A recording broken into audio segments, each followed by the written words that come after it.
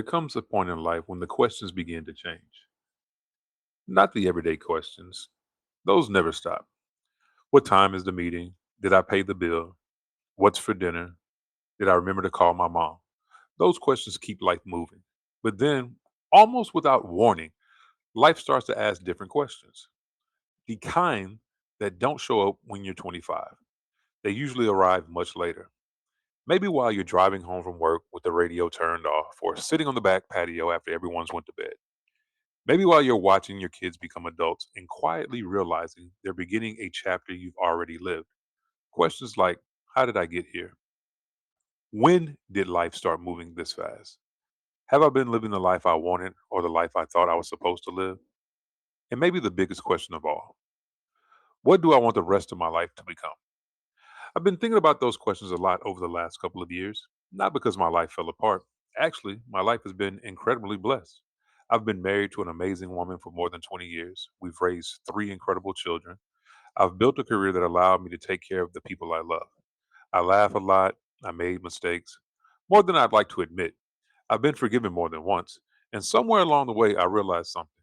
For years, I wasn't asking bad questions, I was asking necessary ones. How do I provide? How do I protect my family? How do I become a good husband, a good father, a good man? Those questions built a life I'm incredibly grateful for. But they also crowded out another question, one that I didn't realize I'd stopped asking. How are you doing? Not financially, not professionally, not as a husband, not as a father. Just how are you? That's a harder question than it sounds, especially for people like us. I grew up believing that good people put everyone else first. And honestly, I still believe there's a lot of truth to that. But somewhere over the years, I started confusing responsibility with disappearing. I got so busy building a life that I stopped checking in on the person who was living it. Maybe you felt that too. Maybe you've spent years making sure everyone else is okay. Maybe you've been so busy showing up for the people you love that one day you looked in the mirror and realized, I haven't asked myself what I want in a very, very long time. That's not a criticism. It's just life. Life has a way of moving one season into the next without asking whether we're ready. One day you're the kid riding a bike around the neighborhood, the next you're paying a mortgage. Then you're helping your kids move into their own lives. And somewhere in between, 40 years has disappeared. That's the funny thing about life. If you're paying attention, and a lot of times we aren't because we're busy living life. Life doesn't usually change all at once, it changes quietly. And one day you notice your parents are getting older. One day your children don't need you the way they used to. One day the music playing in the grocery store is the soundtrack to your high school years. And then one day you realize you need reading glasses because apparently every restaurant in America decided menus should be printed in microscopic font and read in the dark. You laugh at first, and then one day you realize you're not laughing because it's somebody else's story anymore. It's yours. And that's exactly how this podcast was born. Not because I finally figured life out, because I finally admitted I'm still trying to figure this out. And maybe you are too. By the way, I should probably introduce myself. I'm Clifton Morris. I'm 51 years old, born and raised in Houston, Texas. And for most of my life, I did exactly what I thought I was supposed to do.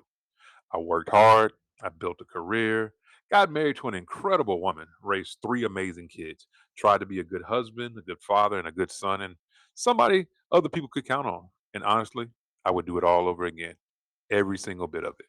Because every decision, every mistake, every blessing, every detour made me the person still sitting behind this microphone today. I wouldn't trade it for anything. But somewhere over the last few years, I realized something. You can build a good life and still have questions. Not because you failed, because you've grown. That's why I started this podcast. Not because I figured life out. Quite the opposite. I'm finally asking myself the questions I probably would have started asking years ago, or should have started asking years ago. My hope is simple. Maybe by sharing my story, the wins, the mistakes, the lessons, and the moments that changed me, you'll hear a piece of your own story too. Because I have a feeling I'm not the only one who's trying to figure this out. So let me take you back to where it all started. Long before marriage and before children, there was a little boy growing up in Houston, Texas, who thought adults had all the answers. Turns out they were just asking different questions. When I think about where the story really begins, it isn't with careers, it isn't with college, it isn't even becoming a father. It begins in Houston, not the Houston that you see in travel magazines, but the Houston that I knew. Apartment complexes, lived in Southwest Houston, then the East Side, and finally up north by the big airport. Concrete parking lots became football fields, basketball courts, somehow felt like the Summit and later the Toyota Center.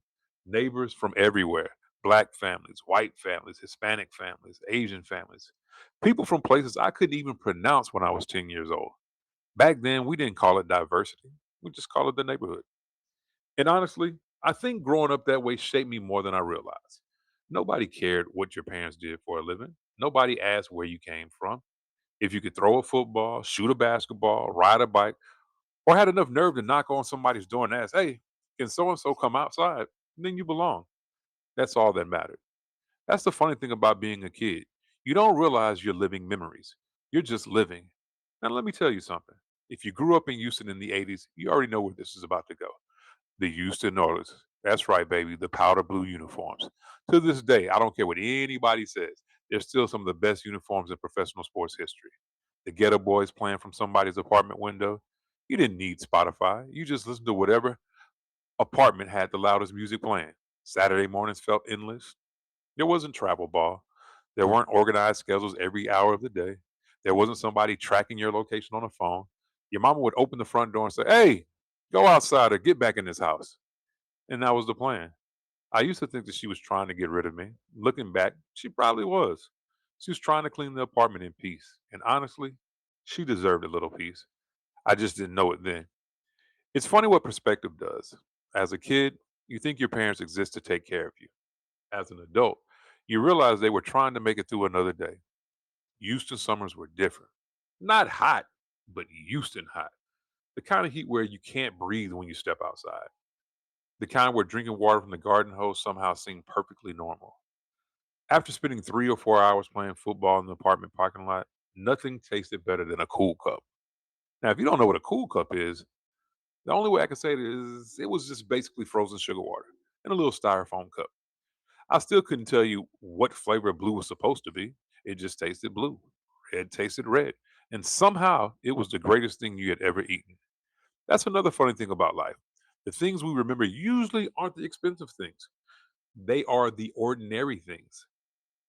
The smell after a summer rain, the sound of somebody bouncing a basketball down the sidewalk, the street lights coming on, hearing your name yelled when it was time to come home. Those are the things that stay with you. People ask me sometimes if I had a good childhood, and I just smile because I never answered the question talking about money and the things that I had. I answered it talking about the freedom that I had. And honestly, that's what I'm still looking for. We didn't have much, but we had enough.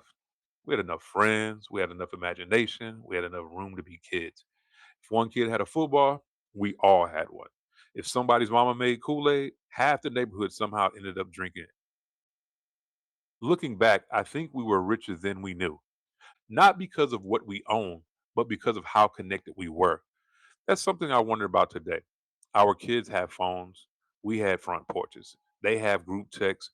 We had somebody yelling your name across the apartment complex. They have Google. We had to figure things out. Now, don't get me wrong. I love technology. In fact, I love Google. I use it every day. But Google can answer almost any question you'll ever ask. Life can't. Google can tell you how to fix a dishwasher. Life won't tell you how to become a better husband, a better father, or even a better son. Those answers don't show up in a search bar. You earn those one conversation, one mistake, one heartbreak, one lesson at a time. I didn't know it then, but Houston wasn't just giving me memories, it was giving me the first tools I needed for the rest of my life: curiosity, resilience, community, and the understanding that sometimes the best education you'll ever receive doesn't happen in a classroom. It happens outside with scraped knees and sweaty t-shirts and a bunch of kids who absolutely no idea they were preparing each other for adulthood. And while Houston gave me a place to grow up, there was one person who taught me how to grow, and that was my mother. See, my parents divorced when I was 5. People ask me sometimes if I remember it. Honestly, not really. I don't remember a big fight. I don't remember somebody storming out of the house. I don't remember one dramatic moment where everything changed. I just remember life was different. From that point on, for most of my childhood, it was my mom and me. Now, here's the interesting part. When you're a kid, you don't know that you're living through hard times. You don't know that your mom is worried about paying bills. You don't know that she's working 2 jobs because she has to. You don't know she's lying awake at night trying to figure out how she's going to make everything work. You just think this is life. Looking back now, I realize children don't measure love by how much money their parents make. They measure it by one simple thing: do I feel safe? And I always felt safe. I want you to think about that for a second. I never once laid my head down wondering if my mother loved me. Not once. She made sure of that. Now, here's something I've never really thought about until I started writing this podcast. My mother only had a middle school education. Let that sink in. A middle school education. If you heard that today, most people would immediately start listing all the reasons why someone couldn't build a good life. My mother never wasted time thinking about what she couldn't do. She got up, she went to work, sometimes one job, sometimes two, whatever it took. And here's the incredible part: I never knew, not really, like I knew my mom went to work. I didn't know what she was sacrificing. Dinner somehow always found its way on the table. School clothes somehow appeared before school started. Every now and then, somehow there was enough money for me to get something I really wanted. Not everything. Let's not get carried away. She wasn't performing miracles, although looking back, maybe she was. I laugh now because every February I started talking about the new Jordans coming out during All Star weekend. Now, did I get every pair? Absolutely not. But every once in a while, somehow mom figured it out. At the time, I thought the shoes just appeared. Kids don't understand sacrifice, they understand love. It wasn't until I became a father that I finally understood what she had been going through all those years. Because one day, it was me sacrificing. Sacrifice was no longer just a word, it really meant something. I finally understood my mother, not because she explained it, because I lived it. That's the funny thing about life. Sometimes you don't understand your parents until you accidentally become them. People have asked me if I would change anything about my childhood. The answer is no, nothing. Now, don't misunderstand me. Would I have liked my parents to stay together? Perhaps. Would more money have made my life easier? Probably. Would I have liked fewer struggles? Who wouldn't? But if you take those struggles away, you take away me. Everything that happened, every apartment, every sacrifice, every summer, every lesson made me who I am sitting here today. And I like who I'm becoming. I like who I've become. Not because I've gotten everything right. Lord knows I haven't, but because the people who love me well. My mother never stood in front of the mirror and said, "One day you're going to be a good man." She never gave me motivational speeches. She didn't have to. She showed me every single day by getting up, going to work, keeping her word, showing up over and over again. Looking back, I realized she wasn't raising a little boy. She was shaping the kind of husband, the kind of father, the kind of man I would eventually become. Now, here's where life gets interesting. The very lessons that became my greatest strengths also became my greatest blind spots because my mother taught me loyalty, responsibility, perseverance. Finish what you start, never quit. Beautiful lessons, lessons I still believe in. But those same lessons would eventually keep me in places long after it was time to leave. A job, certain expectations, even parts of my own identity. We'll talk about that in another conversation because I don't think that loyalty is the villain. I just think that sometimes we become so loyal to who we've always been that we forget we're allowed to become someone new. Before I understood any of that, I was just a kid who talked entirely too much. If you don't believe me, just ask my seventh grade teacher. When I think back to my childhood, I don't remember being the quiet kid. Now, don't get me wrong. I was an only child, so I enjoyed being by myself. Even today, I like a little peace and quiet. Too much noise still gets on my nerves. But quiet, I was not. Not even close. I always had something to say. I always had another question. I always wondered why something worked the way that it did. In fact, I talked so much that one day my seventh grade teacher finally had enough. Now, let me paint the picture for you. Most kids get sent to the principal's office. Some kids get detention. Not me. My teacher called my mother and said, "I need you to come to the school." Now, I remember thinking, well, this isn't going to turn out well. My mom comes walking into the classroom, and I'm thinking she's going to take me home or turn to me right in front of everybody. Nope. She sat down. That's right. She sat down right behind me for the entire day. Can you imagine being in the seventh grade and your mom sitting 2 feet behind you? I wasn't talking then. I don't even think I was blinking. Perhaps I was breathing. Looking back now, though, it's hilarious. Back then, I was convinced my life was over. That's the funny thing about growing up. The stories that embarrass you as a kid become the stories you can't wait to tell as an adult. But here's what I realized. I wasn't talking because I wanted attention. I was talking because I was curious. I wanted to know why. Why do people think the way that they do? Why does history repeat itself? Why do some people succeed and others don't? Why does one teacher inspire you while another teacher teaches a lesson? I didn't know it then, but I was already becoming the person I am today. I just didn't have the words for it. I love to read. And when I say I love to read, I mean I love to read history, sports, business, biographies. If somebody had a story, I wanted to hear it. If somebody had figured something out, I wanted to know how they got there. I think that's one of the reasons I've always loved teaching. People think teaching is about giving people answers. I don't. I think teaching is helping people ask better questions. Looking back, maybe that's why this podcast feels so natural. I've been preparing for these conversations my whole life. I just didn't know there would eventually be a microphone involved. Now, here's something else I've been thinking about. When we were growing up, nobody really asked what kind of life we wanted. Think about that for a second. Most of us grew up hearing the same advice: go to school, go to college if you can, get a job, work hard, stay loyal, retire. That was the blueprint. And to be fair, it wasn't bad advice. It was advice our parents believed would give us a better life than they had. My mom certainly believed that. She wanted me to have opportunities she never had. She wanted me to be able to stand on my own 2 feet. And because I loved and respected her, that's exactly what I tried to do. But here's what's interesting: nobody ever asked me, what do you dream about? Honestly, I don't know if I had an answer. I wasn't one of those kids who knew they wanted to be a doctor or a firefighter or an astronaut.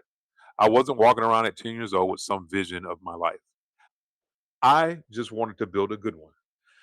Now, over the years, I've thrown out ideas. Maybe I'd become a stockbroker, a lawyer, or maybe even a college professor. And if you know me today, the last one probably doesn't surprise you.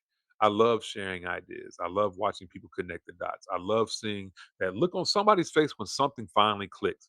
But if I'm being honest, none of those dreams came from anybody sitting down and saying, hey, let's talk about what kind of life you want. They came from me trying to figure out what a successful life was supposed to look like. See, that's a different question. I wasn't asking what kind of life would make me happy. I was asking what kind of life would prove that I made it. Those aren't the same questions. And it took me a long time to realize the difference. A really long time. That's why I love talking to younger people now. Not because I want them to live my life. I don't. I just want them to know it's okay to ask questions we were never taught to ask. Questions like, what does success mean to me? What kind of work gives me energy instead of just a paycheck? What kind of husband do I want to be? What kind of wife do I want to be? What kind of father or mother? What kind of friend? Those are different questions, better questions. And I think the quality of our lives is often determined by the quality of questions we are willing to ask. I didn't know that as a kid sitting in seventh grade with my mother behind me. I just knew I talked too much. Turns out maybe I was asking questions before I knew what the questions actually were. You know, life has a funny way of changing your plans without asking your permission. One day you're trying to figure out what you're going to do with your life. The next, you're responsible for somebody else's. I was 20 years old when my daughter was born. 20. Now, when you think about 20, you think that you're grown. Looking back, you realize you're just a kid. I remember walking into the hospital thinking I knew what was about to happen. I had no idea. Nothing prepares you for the moment someone places your child in your arms. Nothing. People can describe it. Your parents can tell you. Friends can tell you. Books can tell you. But until you're standing there looking at that little human being looking back at you, you don't really understand. I remember doing what every new dad does. I counted her fingers and her toes. I made sure everything was there. I don't even know why we all do that. Nobody tells us to. We just do it. And then I remember looking at her and realizing, oh, it's not about me anymore. And just like that, life changed. Now, here's something I don't think I ever said out loud. I wasn't scared of being a father. I was scared of not being a good one. See, there's a difference. I knew what kind of father I wanted to be. I wanted to be the kind of parent my mother had been for me. I wanted my daughter to grow up never questioning whether she was loved, never wondering whether somebody was in her corner, never feeling like she was carrying the weight of the world by herself. Because that's what my mother gave me. She gave me security. She gave me confidence. She gave me a place where I could fail, get back up, and know somebody still believed in me. That's what I wanted to give my daughter. Now, did I do everything right? Absolutely not. If my kids are listening to this right now, they're probably laughing because they've got stories, lots of them. Trust me, we'll save those for another episode. But I tried. Every single day I tried. And looking back, that's really all any parent can do. You show up, you love them, you apologize when you get it wrong. Then you get up the next day and try again. That's parenting. Nobody has it figured out. We're all just trying to figure it out. You know what else happened when my daughter was born? My dreams changed. Not disappeared, just changed. The things I wanted suddenly became connected to the life I wanted to build for her. I wasn't thinking, what kind of car do I want to drive? I was thinking, how do I make sure she has opportunities I didn't have? Sound familiar? It should. That's exactly what my mother did. And just like that, without even realizing it, I had become the person I grew up watching. That's the funny thing about life. One generation sacrifices so the next generation has choices. Then one day, the generation grows up and starts making sacrifices of their own. It's like a relay race. Somebody hands you the baton, you run as hard as you can, and then one day, without realizing how quickly the years have gone, you're handing it to somebody else. You know, people always ask parents, what's the hardest part? Babies, teenagers, college. Honestly, I don't think those are the hardest parts. The hardest part is accepting your children aren't here to live your dreams. They're here to discover their own. I didn't understand that yet. At 20, I thought being a good father meant having all the answers. At 51, I think being a good father means having the humility to admit when you don't and trusting that you have given them enough to figure life out themselves. Now, I didn't know it then, but becoming a father at 20 wasn't just changing my future, it was changing every decision I would make for the next 30 years: career, marriage, money, time, everything. Because once you become responsible for someone you love, you start asking different questions, not better, just different. How do I provide? How do I protect? How do I make sure they're okay? Those questions become so loud that sometimes you stop asking questions about yourself altogether. And if I'm honest, that's exactly what happened to me. There are seasons in life where you are so busy moving, you never stop to ask, where are you going? That was my 30s, my 40s too, if I'm being honest. Life was full: career, marriage, kids, ball games, school events, work, more work. And somewhere in there, trying to be a husband my wife deserved, trying to be the dad my kids deserve, trying to make sure bills got paid, trying to make sure everybody else was okay. Now, don't misunderstand me. I'm not complaining. If somebody had shown 20-year-old Cliff a picture of life at 45, I'd have probably smiled and said, that's exactly what I want: a wife I love, healthy kids, a career, a home. That's success, right? Well, at least that's what I thought success looked like. And maybe it is. But here is something I've realized: success and fulfillment aren't always the same thing. Nobody ever told us that. Or maybe they did, and we were too busy living to hear it. Think about that. We were too busy living to hear it. You know what I think our generation was really good at? Keeping our heads down. We worked, we stayed loyal, we honored our commitments, we kept showing up. Those are good things. I'd never really tell anybody not to do those things. But here's the question I've been wrestling with: at what point does loyalty to everyone else become disloyalty to yourself? That's not an easy question. And honestly, I don't know that I have an answer yet. I'm still working on it. But I know this: there were years where I could tell you exactly what everybody in my family needed. I could tell you what my wife needed, what my kids needed, what my boss needed, what my coworkers needed. What I couldn't tell you was what I needed. I hadn't thought about that for a sec. How many of us know everybody else's schedule, everybody else's dreams, everybody else's problems? But if somebody asks, what do you want? We'd probably have to think about it. That's where I found myself not unhappy. That's important. I wasn't unhappy. I was unfinished. There's a difference. See, I think a lot of people believe life only changes when something falls apart: a divorce, losing a job, a health scare, some huge event that forces you to reevaluate everything. Sometimes that's true, but sometimes life changes because everything is okay. You finally get enough quiet time to hear yourself think. And when I finally got quiet time, I started hearing questions I had ignored for years. Questions like, what does the next 25 years look like? What do I want to create? What kind of legacy do I want to leave? Not financially or personally. What do I want my kids to remember about me? That I worked hard? I hope so. That I loved them? Absolutely. But I also hope they remember that they watched their dad continue to grow. Because here's something I want my children to understand: growing doesn't stop at 30. It doesn't stop at 40, and it sure doesn't stop at 51. If anything, I have grown more in the last few years than I did in the 20 years before. Not because I learned more facts, because I finally gave myself permission to ask questions. Then life did what life does. It handed me a lesson. I wasn't expecting. My oldest son graduated from high school recently. Now, every parent listening knows what I'm talking about. You spend 18 years imagining this moment. You picture graduation, college, the next step. You've got the story written in your head. I know I did. And then my son looked at me and basically said, Dad, I think I want to do something different. Now, I'm going to be honest with you. I didn't handle it well. Not at first. I wasn't angry because he had a dream. I was frustrated because it wasn't the dream I thought we had been working towards. And that's the hard part to admit because we all want to believe we're open minded parents until our kids choose a road we didn't expect. Then we find out just how open minded we really are. I remember sitting on it for days, maybe a week or two. And then one day it hit me. This wasn't about my son, it really was about me. I had spent so much of my life helping everybody else build their future that I had quietly stopped building my own. My son wasn't ruining the plan, he was exposing one. And I needed that because for the first time in a very long time, I asked myself a question I hadn't asked in years.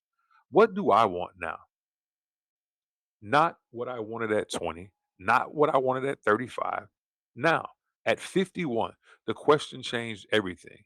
Not overnight. Real life doesn't work that way, but it changed my direction. I started thinking differently, reading differently, looking at my career differently, looking at my time differently.